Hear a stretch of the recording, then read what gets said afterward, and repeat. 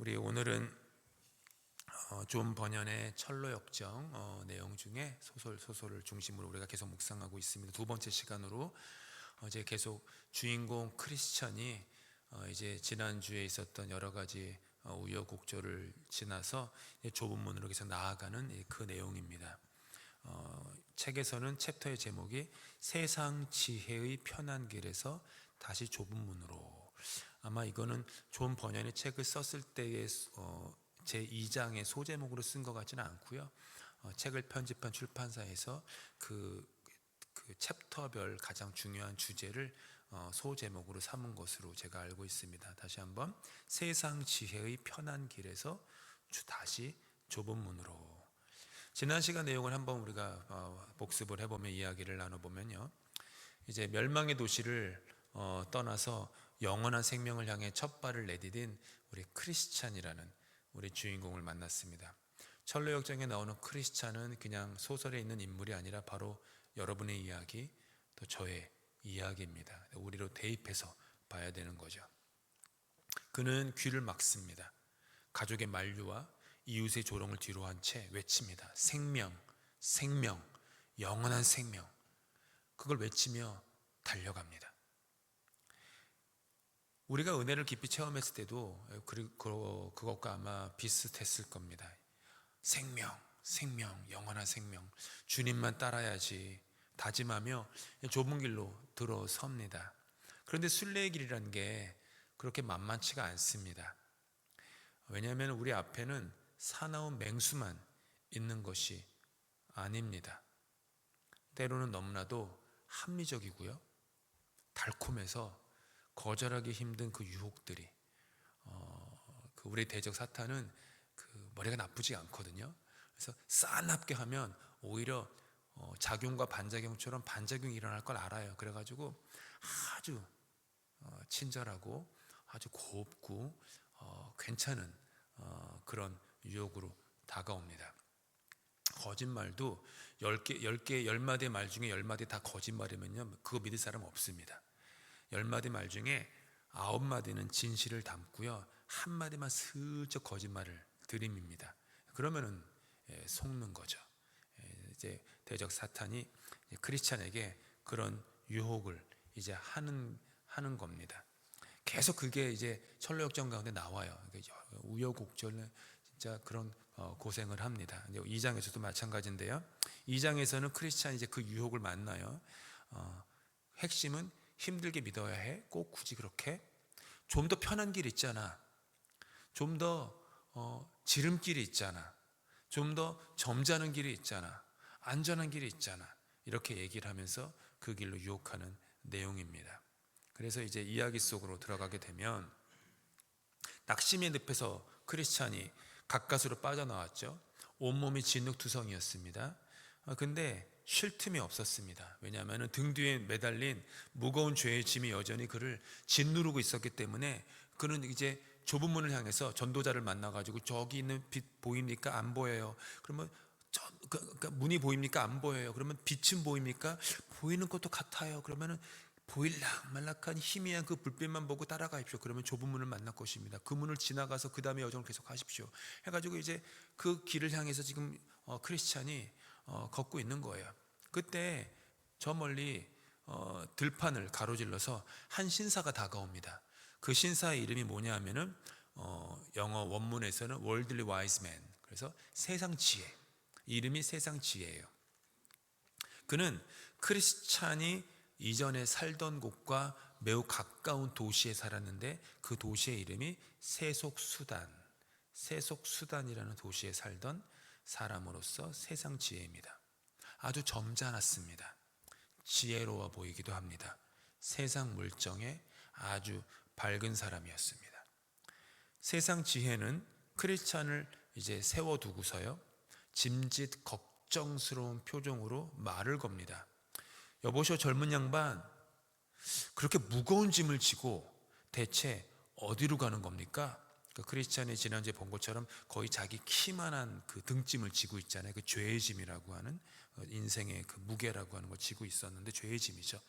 무거운 짐을 지고 어디로 가는 거요? 그러니까 크리스찬이 숨을 헐떡이며 그 세상 지혜의 그리스도에게 대답합니다. 네, 저는 이 무거운 짐을 벗을 방법을 찾기 위해 저 좁은 문으로 가는 중입니다. 전도자라는 분이 그리로 가라고, 그리로 가서 여정을 걷다 보면 그 무거운 짐을 벗게 될 거라고 일러주었기 때문입니다. 그러니까 세상 지혜가 혀를 끌끌끌 차는 거예요. 그러면서 아주 단호한 소리로 조언 아닌 조언, 세상 지혜니까 이제 조언을 하는 거죠. 우리도 이렇게 그건 이렇게 하면서 조언하는 게 많잖아요. 그런 조언을 하는 거예요. 무슨 말을 하면 이렇게 얘기를 해요. 젊은 양반, 내 말을 좀 들어보시오. 당신에게 그 길을 알려준 그 전도자, 에반젤리스트, 전도자라는 사람은 사실은 아주 위험한 사람이에요. 그가 가르쳐준 길은 피로, 고통, 굶주림, 칼, 그리고 결국에는 죽음이 기다리는 험한 길밖에 없다오. 당신 옷에 묻은 그 진흙을 한번 보시오. 벌써 낙심의 늪에 빠져가지고 그 고생하면서 온몸이 진흙탕이 돼가지고 간신히 살아나오지 않았소? 그런데 왜 굳이 스스로 사서 고생을 하려 하오? 이렇게 얘기를 해요. 그러니까 크리스찬이 대답을 합니다. 하지만 선생님, 아무리 고생스럽지만 제가 지고 있는 이 짐이 너무 무겁습니다. 이 짐만 벗을 수 있다면은 그 어떤 고통이나 그 어떤 그 고난도 저는 상관이 없습니다. 그러자 세상 지혜가 크리스찬의 가장 약한 부분을 파고드는 달콤한 제안을 해요. 뭐냐 하면, 이보시오. 굳이 그 위험한 좁은 문으로 갈 필요가 없어. 내가 훨씬 더 쉽고 안전한 길을 알려주겠어. 여기서 가장 가까운 곳에 도덕이라고 하는 이름의 마을이 있어. 마을 이름이 도덕이에요. 모랄리티, 도덕. 근데 그곳에 가면은 어르신이 한 분 계시는데 그 어르신의 이름이 율법이요. 율법이에요. 그는 아주 짐을 사람이 등에 지고 있는 그 짐을 벗겨주는 데에는 아주 탁월한 기술을 가진 분이에요. 그러니까 그 율법이라는 그 도덕 마을에 살고 있는 율법이라는 어르신을 한번 만나보죠. 혹 그 율법 어르신이 그 출타 중이시라면 그의 아들이 있는데 그의 아들의 이름이 예의요. 예의. 그러니까 예의를 찾아가서 한번 점잖은, 그 점잖음 이런 뜻이에요.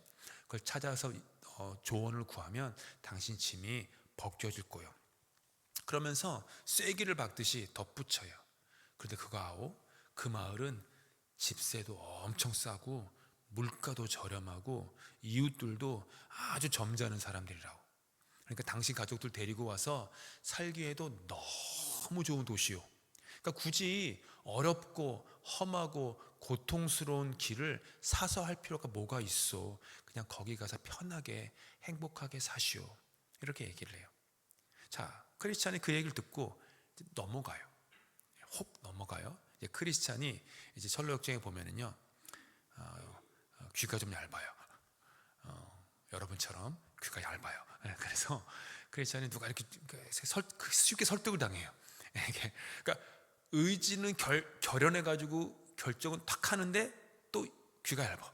그래서 지금 편하고 안전하고 경제적으로도 윤택하고 게다가 죄의 짐도 벗겨준다고 하니까 더 좋은 길이 어디 있겠어요? 그래서 크리스찬의 마음이 흔들립니다. 그래서 그 세상 지혜에게 만약 당신 말이 사실이라면 그 길로 가는 게 더 현명하겠네요 하면서 전도자가 알려준 그 좁은 문을 향한 길을 버리고 율법이라고 하는 율법의 집이죠. 그래서 도덕 마을에 있는 율법 선생이 사는 율법 집으로 그 언덕으로 발길을 옮깁니다. 그런데 그렇게 크리스찬이 도덕 마을로 가는 언덕에 다다랐을 때 갑자기 상황이 급변합니다. 멀리서 볼 때는 완만한 언덕 같아 보였는데 가까이 가보니까 깎아지르는 절벽이 있는 거예요. 지름길은 없어요. 돌아보니까 그 절벽에서 큰 돌이 떨어질 것 같은 아주 위험천만한 길인 거예요. 지금 이게 존 버녀는 지금 그 율법 도덕 마을로 가는 율법 선생의 집을 뭐로 상징하면 시내산을 상징하는 시내산. 모세가 하나님의 율법을 받았던 그 시내산, 그걸 지금 상징하는 거예요. 그 산은 금방이라도 무너져 내려가지고요 크리스찬을 덮칠 것만 같았어요. 더 무서운 것은 그 모세의 시내산도 마찬가지지만 그 산에서 불길이 뿜어져 나오고 있었던 거예요. 크리스찬은 타 죽을까봐 두려워가지고요 한 발자국도 움직일 수 없었어요. 짐이 벗겨지기는커녕 그 율법의 집에 가까워지면 가까워질수록 더 무겁게 자기의 어깨를 그 짐이 짓누르는 걸 크리스찬이 경험합니다. 그때 저편에서 전도자가 굳은 얼굴로 엄한 얼굴로 크리스찬에게 다가옵니다. 크리스찬은 부끄러워가지고 고개를 들지 못해요. 전도자가 묻습니다. 크리스찬, 당신은 멸망의 도시에서 울고 있던 바로 그 사람 아닙니까? 왜 바른 길을 버리고 엉뚱한 곳에 와 있습니까? 누가 당신을 이리로 이끌었습니까? 전도자는 하나님 말씀을 들어가지고 크리스찬 아주 준엄하게 꾸짖습니다. 당신은 지금 지극히 높으신 분의 말씀을 거역한 겁니다. 세상 지혜는 당신에게 세 가지 죄를 짓게 했습니다. 그러자 뭐냐 하면 첫째, 당신을 바른 길에서 벗어나게 한 것. 둘째, 십자가를 혐오스러운 것으로 만든 것. 셋째, 당신을 죽음의 길로 들어서게 한 것입니다. 율법은 당신의 짐을 결코 벗겨줄 수 없습니다. 크리스찬은 그제야 땅에 엎드려 엉엉 통곡하면서 회개합니다. 저는 이제 끝났습니다. 나의 운명은 끝장났습니다. 저 같은 배신자가, 저 같은 죄인이 어떻게 다시 그 생명의 길로 돌아갈 수 있겠습니까? 그래서 전도자가 크리스찬의 어깨를 잡고 일으켜 세웁니다. 그리고 말해요. 죄는 크지만 좁은 문에 계신 분은 자비롭습니다. 그러니 거기로 다시 돌아가십시오. 그러나 다시는 곁길로 새지 마십시오. 크리스찬이 다시 길을 재촉합니다. 이번에는 누가 말을 걸어도 대답하지 않습니다. 오직 좁은 문만을 향해 달립니다. 어느 길이 좁은 문을 향하는 길입니까? 라고 이전에 크리스찬이 전도자에게 물었어요. 전도자는 가다 보면 넓은 길이 나올 겁니다. 그 길은 아닙니다. 가다 보면 굽이굽이 휜 길이 나올 겁니다. 그 길도 아닙니다. 생명으로 구원으로 인도하는 분은 좁은 길, 곱게 뻗은 길입니다. 그러면 당신은 그 문을 만날 수 있을 것입니다. 마침내 한눈 팔지 않고 걸었던 크리스찬이 그 문 앞에 도착합니다. 우리 지난 주일 예배 때 제가 예화로 들었던 그 내용이에요. 문에 이렇게 글이 써 있습니다. 무슨 글이 써 있냐면은 두드리라 그러면 열릴 것이다. 이렇게 써 있어요. 크리스찬이 막 두드립니다. 한참을 두드리니까 문 안에서 누가 나와요. 혹시 기억하세요? 그 문지기의 이름? 고작 2주 전의 설교로 제가 기억하는데 참 저는 감사한 게 교인들이 제 설교를 까먹으면 까먹을수록 저는 이게 너무 또 울고 먹을 수 있어가지고 감사해요. 너무너무 감사해요. 전도자에게 나왔고 전도자 그림 선의 굿윌 여기 어느 도시에 가나 굿윌 있잖아요. 그 도네이션 받는 그렇게 생각하시면 돼요. 굿윌이에요. 굿윌 선의라는 문지기가 나와요. 크리스찬이 이제 문 앞에 서서 여러 대화를 해요. 이제 그 대화의 내용은 제가 중략하고요. 이제 그러다 갑자기 선의가 크리스찬의 팔을 확 잡아서 당겨 들어가게 합니다. 깜짝 놀라서 크리스찬이 물어요. 그렇게 선의가 대답하기를 놀라지 마십시오. 이 문 가까이 저기에 바알세불의 성이 있는데 그들은 문으로 들어오려고 주저주저 하는 사람마다 화살을 쏘아 죽입니다. 당신이 머뭇거리는 사이에 주춤주춤하고 결심하고 결단해가지고 발을 그 문 안쪽으로 디딜까 말까 고민하는 그 사이에 화살에 맞아 죽을까봐 당신을 급히 내가 당긴 겁니다. 이렇게 얘기를 해요. 비록 율법의 산, 신의 산이죠.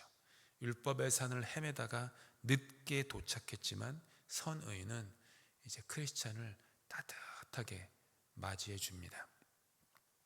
우리 이곳은 누구도 거부하지 않습니다 라고 얘기하면서요, 예수님께서 내게 오는 자는 결코 내쫓지 않으리라 했기 때문에 우리는 당신을 환영합니다. 그러면서 몇 가지 이제 대화가 조금 더 이어져요. 그 다음에 크리스찬에게 이제 여기서 계속 걸어가다 보면은 해석자라는 사람을 만날 겁니다. 인터프리터, 해석자를 만날 겁니다는 얘기를 해요. 이제 그게 3장의 내용이 되겠습니다. 다음 주의 내용이 될게요. 이게 이제 2장의 내용을 제가 조금 이제 윤색해 가지고 여러분한테 설명해 드린 겁니다. 자, 봅시다. 핵심은 나의 노력이 아닌 나를 확 끌어당기시는 은혜에 대한 내용이 2장의 핵심입니다. 1장에서 보면요, 그러니까 첫 번째, 세상의 유혹은 오늘 갈라디아서 3장 3절의 말씀처럼 우리에게 뼈아픈 질문을 던져요. 함께 읽을까요? 밑에 있는 성경 말씀 시작. 너희가 이같이 어리석으냐? 성령으로 시작하였다가 이제는 육체로 마치겠느냐? 그러니까 지금 사도 바울이 갈라디아 교회를 보면서 탄식하는 거예요.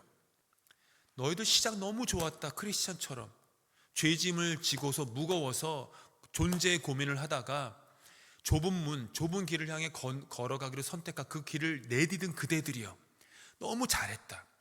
성령으로 시작했다. 근데 그 가는 길이 힘들어서 이런저런 세상 유혹에 빠져서 마지막은 육체로 마치겠느냐? 이게 사도 바울의 탄식이에요. 여러분, 인생은요, 결말이 좋아야 됩니다. 시작이 좋으면 참 좋은데요, 결말이 나쁘면은 좋았던 시작이 다 물거품이 돼요. 올림픽 하고 있지만 시작도 좋아야 되면 결말이 좋아야 돼요. 결말이. 사라 같은 경우에는요, 90세인가요? 아들을 낳았어요. 근데 한번 생각해 보십시오. 그 다음에 불과 몇십 년 안 살고 사라가 죽었거든요. 그러니까 아들을 품에 안고 산 날은 아들 없이 산 날에 비해서 아주 빙산의 일각이 불과한 짧은 시간이었어요. 근데 성경은 그 사라의 인생이 복되다라고 얘기를 해요. 이전에 아들 없이 지냈던 어두움과 아픔과 절망의 시간들을 가지고 사라의 인생을 평가하는 게 아니라 이삭을 낳고 이삭을 길렀던 그 삶이 사라 인생의 백 몇십 년의 인생 전체를 성경은 복되다라고 평가해요. 결말이 좋으니까 모든 삶을 성경은 복되다라고 얘기해요.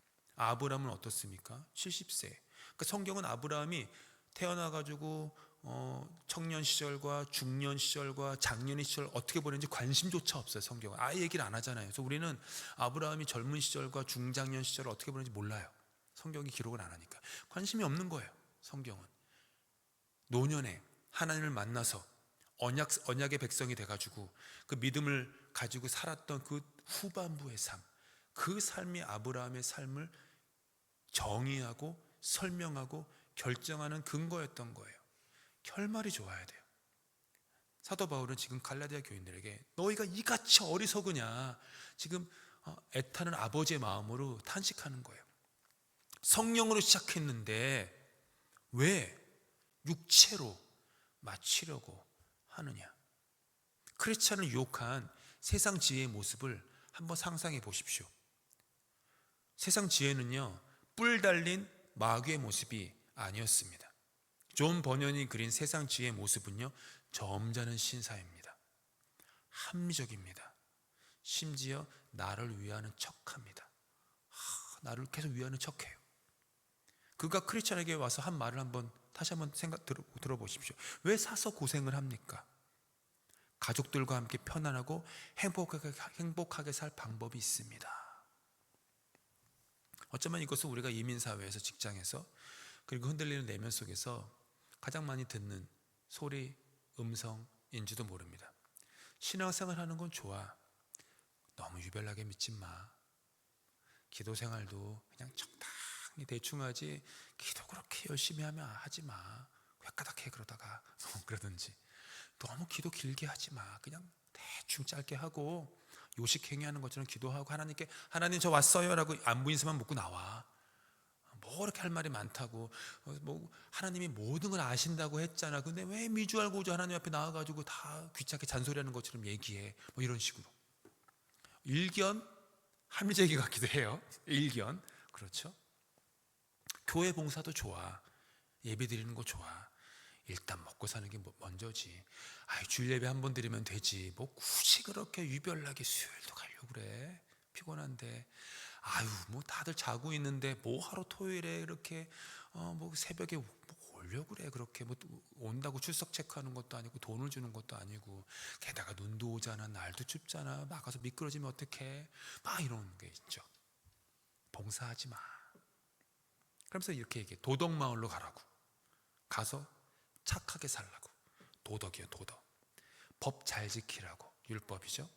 사람들한테 점잖게 굴라고. 예의죠. 그러면 그게 훌륭한 삶이야. 그러면 굳이 십자가를 지거나 좁은 문을 통과하지 않고도 구원을 얻을 수 있어. 그런 속삭임이죠. 세상 지혜는 우리에게 십자가가 없는 기독교를 제안합니다. 십자가가 없는 부활을 우리에게 가르칩니다. 고난도 없고 좁은 길도 없는 세련되고 교양 있는 종교 생활을 하라고 합니다. 손에 신앙의 믿음의 여정에 흙을 묻히지 말라고 합니다.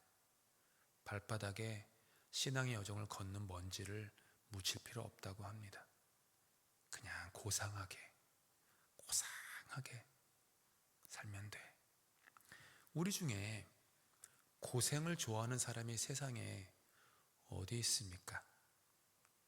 낯선 캐나다에서 삶이 고달픈데 더 고생할 게 뭐가 있겠습니까? 그래서 이 길로 가면 짐을 쉽게 벗을 수 있고 더 편하고 더 유익이 많아라는 말에 우리는 마음이 쉽게 혹할 때가 있습니다. 그런데 존 버녀는 철로역정 2장에서 얘기하는 거예요.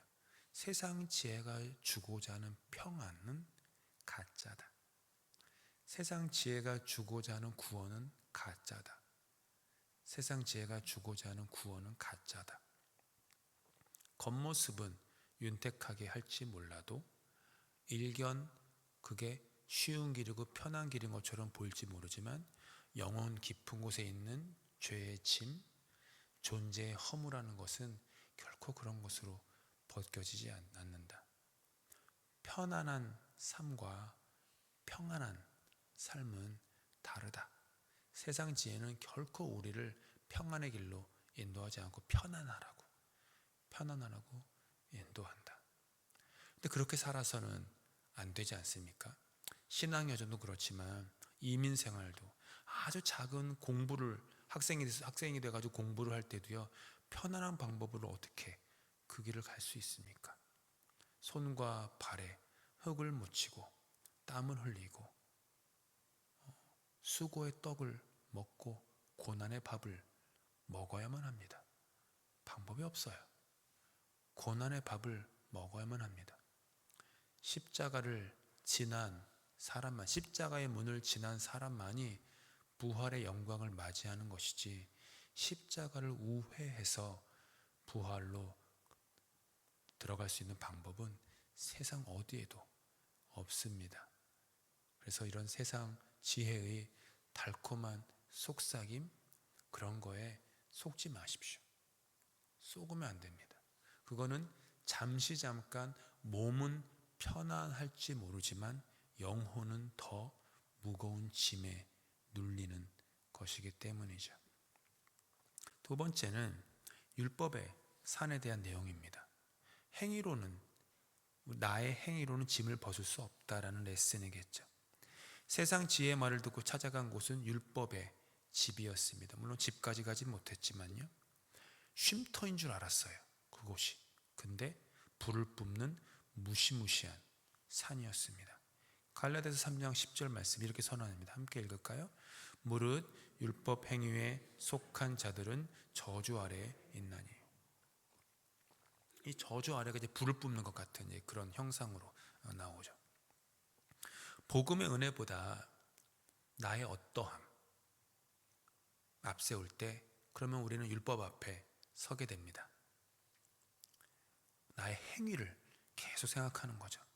내가 좀 더 잘하면 돼 라는 것. 그러니까 내가 어떤 행위를 하고 어떤 헌금이건 봉사이건 이러면은 하나님이 나를 더 복 주시고 내 짐이 가벼워지겠지. 근데 그건 착각이에요. 율법은 거울입니다. 제가 오해하시면 안 되는 게, 율법은 선합니다. 오해하시면 안 돼요. 율법은 선한 거예요. 율법은 아름다운 겁니다. 율법 주인은 선하지 않습니다. 율법은 거울이에요. 거울이 없으면 내 얼굴에 묻은 때를 내가 볼 수 없습니다. 내 인상이 얼마나 이그러져 있는지도 볼 수 없고요, 흰머리가 어떻게 나오고 있는지도 알 길이 없어요. 율법은 거울이에요. 그래서 율법은 나 자신의 영적인 실체를 보여주는 그런 귀한 역할을 합니다. 율법은 선한 거예요. 그것이 없으면 알 수 없기 때문이죠. 하지만 율법의 한계는 거울은 보여주지만 거울이 우리 얼굴에 묻은 때를 씻어주지 못합니다. 그렇죠? 율법은 얼굴에 묻은 존재 얼굴, 우리가 한국말로 한국어 얼굴이 영혼의 그 모습이라는 뜻 아닙니까? 그 영혼에 묻은 그 죄의 때는 보여주지만은요, 그 때는 씻겨주지 못합니다. 더 잘해야 돼. 내 행위를 할 수 있는 거야. 내가 얻을 수 있어. 내가 획득하는 거야. 내가 취득하는 거야. 구원은. 그런 율법의 산 아래에 섰을 때 크리스찬의 짐은 더 무거워졌습니다. 두려워서 떨었습니다. 내 노력으로 구원을 얻으려 할 때 우리는 필연적으로 두 가지 늪에 빠지는 것 같아요. 첫째는 나 자신에 대한 절망입니다. 내 노력으로 구원하고자 할 때 어느 정도는 그게 될 수도 있어요. 근데 결론은 뭐예요? 절망입니다. 안 되거든요. 100번 율법을 지키다가 101번째 율법을 틀어지면요, 101번 중에 한 번을 틀었다고 하는 비율로 계산하지 않습니다. 101번 중에 한 번만 잘못해도 잘못한 겁니다. 전부가 잘못된 거예요. 그렇게 율법은 그렇게 무시무시하거든요. 그렇기 때문에 절망이 옵니다. 둘째는 내가 좀 율법을 다른 사람보다 잘 지키는 것 같은 생각이 들 때 교만이 올라옵니다. 성경에서도 그렇지만 하나님이 특별히 여러 죄 중에 특별히 하나님이 기뻐하지 않으시는 죄가 교만이에요. 교만은 부풀리는 거죠. 나를 부풀리는 겁니다. 영어는 puffed up.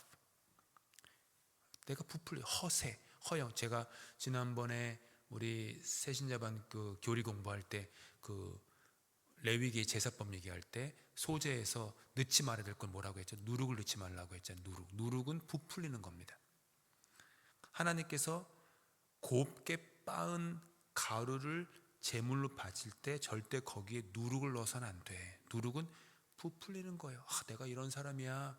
내가 이것도 했어. 다른 사람보다 내가 더 의로워.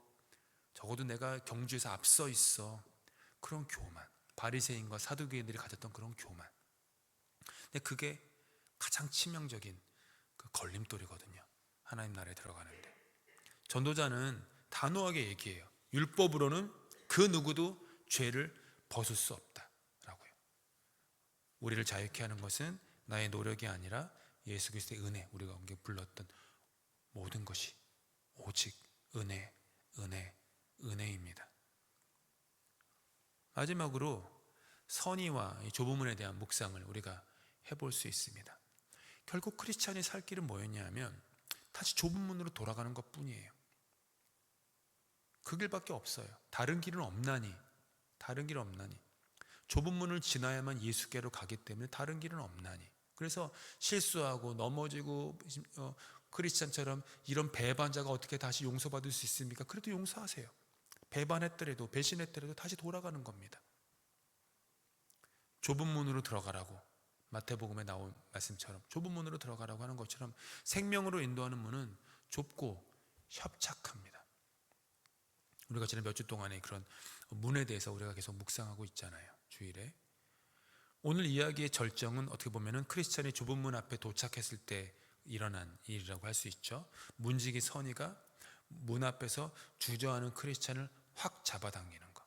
그러니까 보세요. 크리스찬은 서 있었어요. 뭣도 모르고, 그냥 뭣도 모르다기보다 아무튼 그냥 가라고 하니까 갔고, 그 문 앞에 섰고, 하지만 크리스찬은 서둘러 가지고 주변에 지금 바알세불의 그 바알세불과 그의 졸개들이 활 시위를 겨누고 있다는 것도 모르고 있는 거예요. 모르죠. 우리는 우리의 영혼을 향해서 베드로 사도가 얘기한 것처럼 우는 사자처럼 그 덤비고 있는 그 존재들을 몰라요. 그러니까 그냥 괜찮은 것처럼 이렇게 멀뚱멀뚱 있는데 사실 위험천만한 상황인 거죠. 그때 선의는 크리스찬을 잡아 당깁니다. 크리스찬이 내가 빨리 들어가야지라고 자기의 의지로 들어가지 않았어요. 당긴 거예요. 사탄은 우리가 은혜의 자리에 가려고 할 때마다 화살을 쏩니다. 뭐게 미신적이라 생각하진 않아요. 여러분이 교회 생활 한번 새롭게 좀 잘 해볼까? 성경 한번 읽어볼까? 예배 좀 줄성수 한번 해볼까? 봉사 좀 이번 올해는 좀 해볼까? 그런 찰나에 꼭 뭐가 와요? 바알세불과 그의 졸개들이 쏜 화살이 날라와. 여러 사람들을 사용하죠. 이 사람, 저 사람을 사용해가지고 이런 말이 갑자기 걸리고 저런 말이 걸리고, 갑자기 또 환경이 또 이렇게 되고, 뭐 이런 일들이. 그러니까 차라리 그러면은 아무것도 안 하려고 열심히 내지 않으려고 있으면 사탄은 공격 안 합니다. 왜냐하면 가만히 놔둬도 멸망하니까. 건드릴 이유가 없어요. 그러니까 명심하셔야 돼요. 누가 나를 시험한다, 혹은 환경이나 사람 때문에 내가 시험에 받았다, 그거는 내가 하나님 앞에 좁은 문으로 넘어가고자 열심을 내고 있기 때문에 오는 시험이요, 연단입니다. 그거는 내가 아무것도 하지 않고 멍하니 멸망해서 그냥 잠자는 자로서 가만히 있으면 어떤 시험도 없습니다. 어떤 시험도 없어요. 제일 좋은 건 뭐죠? 그냥 숨어 있는 거예요. 근데 여러분 그거 아세요? 배는 항구에 정박하도록 지어진 존재가 아닙니다. 배는 아무리 험하고 무서워도요, 바다를 항해하라고 지어진 게 배예요. 자동차는 정비소에 평생 묶여 있으라고 지어진 존재가 아닙니다. 도로가 위험하고 어렵고 내 마음에 안 드는 운전자들이 불쑥불쑥 나타난다고 하더라도 자동차는 정비소가 아니라 도로로 나가야 합니다. 그게 신앙이에요. 절대로 여러분의 신앙을 부둣가에 정박시키지 마십시오. 자동차 정비소에다가 AS 받는다고 계속 맡겨두지 마십시오. 그래서는 절대로 신앙은 성장할 수 없습니다. 성숙할 수 없어요. 편안은 하실 수 있어요. 그게 사탄이 노리는 거예요. 편안 속에 멸망이 있기 때문에. 그래 아무것도 하지 마. 노력하지 마. 시도하지 마. 너 저번에 시도하다가 또 상처받았잖아. 하지 마. 너를 지켜. 보호해야 돼. 이러는 거. 쏘구시면 안 돼요. 그러면 성장, 교회를 그렇게 해서 30년 40년 다녀보십시오. 털끝만큼도 성숙할 수 없습니다. 중요한 건 그렇게 문이 열렸을 때 그 문 너머로 들어가는 것은 예수 그리스도의 손길이 있다라는 거예요. 어려운 가운데서도, 시험에 드는 일이 있어도 우리 예수님은 우리를 그냥 두지 않으십니다.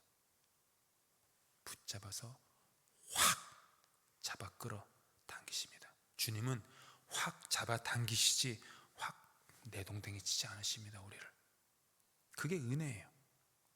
네 발로 걸어서 구원의 좁은 문을 지나간다고 생각할 수 있지만 사실은 주님께서 강권적으로 나를 붙잡아 주신 거예요. 돌아보십시오.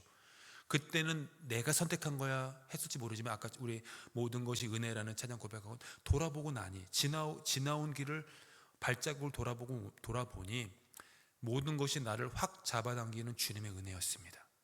내 힘으로 내 선택으로 내 능력으로 한 줄 알았는데 아니었습니다. 주님의 은혜였습니다. 이 고백을 하는 거잖아요. 세상 지혜에 속아 엉뚱한 길로 갔던 우리를, 율법의 산에서 떨던 우리를 내치지 않고 이리 들어오라 하시며 끌어안아주는 그 사랑이 주님의 사랑입니다. 선인은 묻지 않았어요. 왜 그딴 길로 갔어? 책망하지 않습니다. 왜 이렇게 늦었어요? 라고 나무라지도 않아요. 대신 뭘 선언해요? 아무도 거부하지 않습니다. 우리는 예수님께서 내게 오는 자는 그 누구도 결코 내쫓지 않겠다고 말씀하셨습니다. 그 얘기예요. 사랑하는 성도 여러분, 오늘 여러분은 여러분의 신앙의 여정, 이민의 여정 어느 길에 서 계십니까? 혹시 이민 생활이 너무 무거워서 좀 더 쉬운 길, 십자가 없는 길, 남들처럼 사는 길을 찾아서 세상 지혜의 말에 더 귀를 기울이고 있지는 않으십니까?